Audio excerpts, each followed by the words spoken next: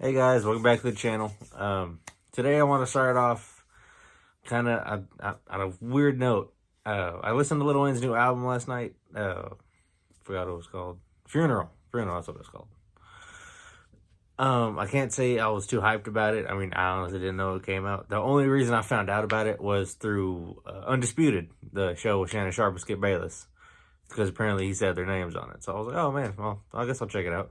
Because man, back in the day in high school, I love Lil Wayne. I used to argue, Lil Wayne was the greatest of all time. I was like, man, Lil Wayne could probably take over Eminem.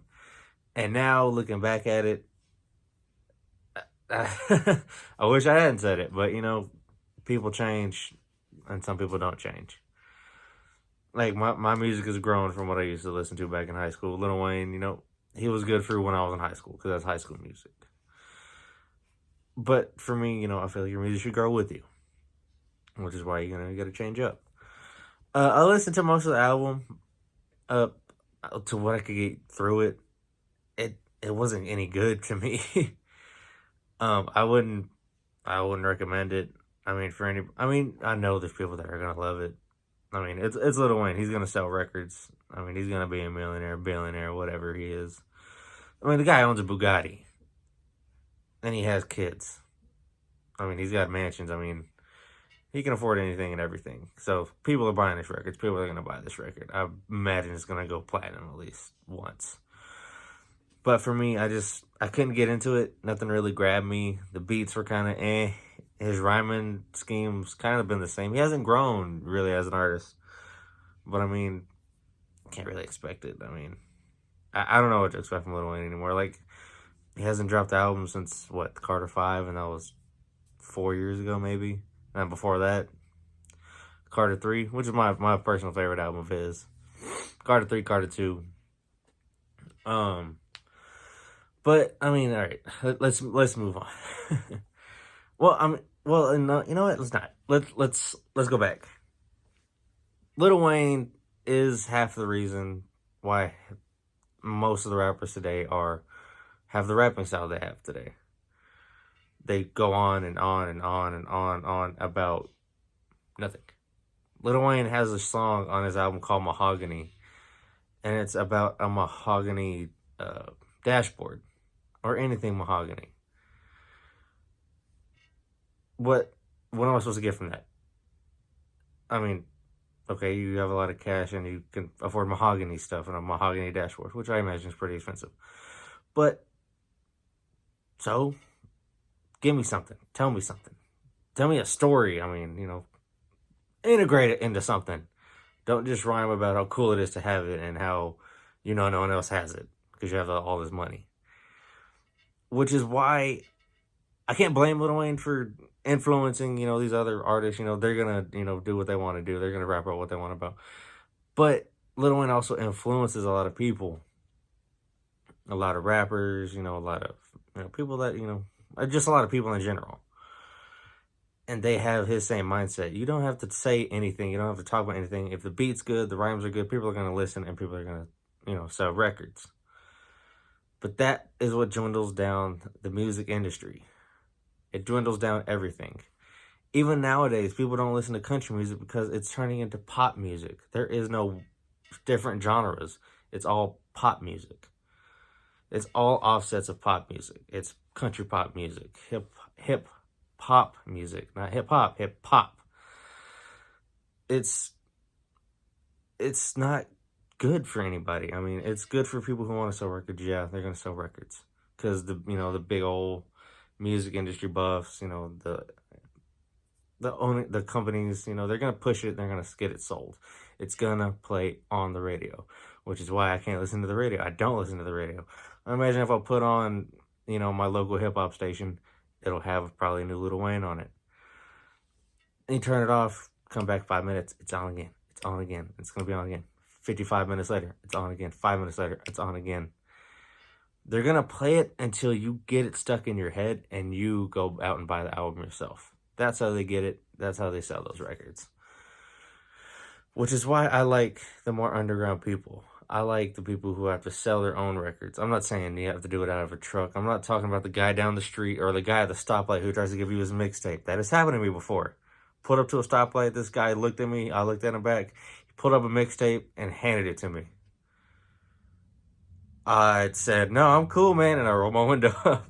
People do that. I'm not saying that guy. Maybe that guy was good. I don't know. But, I mean, come on, guy. We're at a stoplight. How you gonna sell me a record? Just waving at me, nodding at me, like, yeah. You want this record? No, I don't. But, like independent rappers, like I said, like Tech Nine. I mean, anybody else, Ritz, Twisted Insane, they've done their own kind of things. They don't like the music industry because the music industry, from what I've learned from their music, they play to younger audiences, more immature audiences, more audiences that just want to hear the beats. Like, you go to the club, you don't hear the music. You don't hear the lyrics. You hear just the doo, doo, doo. You don't hear the lyrics. You hear the beat, the drums, the snare, all that. You don't get depth. If you went to a club and you heard, like, a song with depth, no one would be dancing. Everyone would just be sitting there listening. That's not what a club's for. But, okay. Now we can move on. I mean, I'm pretty hyped for tomorrow, Super Bowl Sunday. Everyone's gonna be out. I hope everyone's safe. I imagine people are gonna be drinking, whether because they're happy, whether because they're sad. But I'm really excited for tomorrow. Coming from rooting for Patrick Mahomes because I got the Texas Tech shirt on today. I'm gonna wear this a different Texas Tech shirt tomorrow to represent Patrick Mahomes for Texas Tech. And I'm gonna hope they're gonna win. And I predicted yesterday. I left a comment on my earlier video. I think the Chiefs are gonna win by 2 touchdowns. If not 2 touchdowns, 2 possessions. It's gonna be 2-score game. That's what I think. That's my personal thought. But I also, I was kind of looking for something else to talk about today because I didn't just want to talk about Lil Wayne and just football.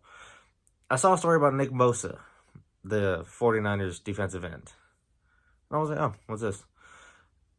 Somebody, an analyst or something like that. I don't like a news person. I don't know how to explain it. I don't want to say a gossip person because I feel like it's a little insulting. They were saying that Nick Bosa follows the wrong kinds of people on Instagram. Why does that matter? I mean, people, just because they follow that guy doesn't mean they align with that guy or they best friends with a guy. I have followers, I don't know. I mean, everyone has followers that just because you follow this one guy, you don't think this way. And I think it was a guy making a joke. Oh, it was a guy about, it was Death playing on a vending machine and he pulled out Kobe Bryant and he asked, oh man, is Betty White even in this? Which is kind of dark, yes, but the internet is the internet. You don't go to the internet for bright days and sunshine. It's for dark stuff sometimes too. People have dark humor. I understand it. Sometimes I'm like, that was a little too far. But, I probably still follow the guy who said it, but that does not mean I feel the same way. And, by the way, rest in peace, Kobe Bryant. I mean, rest in peace for that. But just because Nick Bosa followed some guy that liked the post. He didn't post the post, but he liked the post. But because he followed the guy who liked the post, he automatically aligns with the guy who posted the post. That doesn't make any sense to me. That's grabbing at straws. You're trying to make, hey, look at me, right before the Super Bowl. No. Just, why are you doing that? I don't understand it. Which is why it leads me to my last final point of the day, you guys. Don't believe everything you see on the internet. Don't. I mean, just don't. I mean, I'm going to throw it back to Kobe Bryant. I did not believe on this past Sunday that Kobe Bryant was dead because the first person who reported it was TMZ. I was like, okay, TMZ reported a helicopter crash. I mean, it probably wasn't Kobe Bryant. It was probably somebody else, this and that and the other. But then I was like, I'll wait. Still more people. And I was like, okay. But I didn't want to believe it, And sadly, it was the truth. Rest in peace to Kobe Bryant and his daughter, Gianna. I know this is a big hit for the basketball world. I mean, you think basketball, you think 2 names. Michael Jordan, course, and Kobe Bryant. I mean, if you don't think Kobe Bryant, I don't know who else you think of. LeBron James, maybe? Yeah. For the younger audience, of course, LeBron James. But, I mean, me, being a little bit older, Kobe Bryant. And, of course, growing up, Space Jam, Michael Jordan. 23, 24. I mean, of course, when Kobe first came out, he was number 8. But, rest in peace, Kobe Bryant. But, just don't believe everything you see on the internet today, guys. I mean, that's my advice to you guys. Just make sure it's coming from a reputable source, not TMZ, not just do your research. I mean, I know a lot of people are like, oh, this is 100% fact. Sometimes it's not. Sometimes it's a whole load of nothing. So that's what I'm going to leave off with you guys. Hopefully you guys like the video. Like, subscribe. Hopefully I'll be back tomorrow. All right. Bye, guys.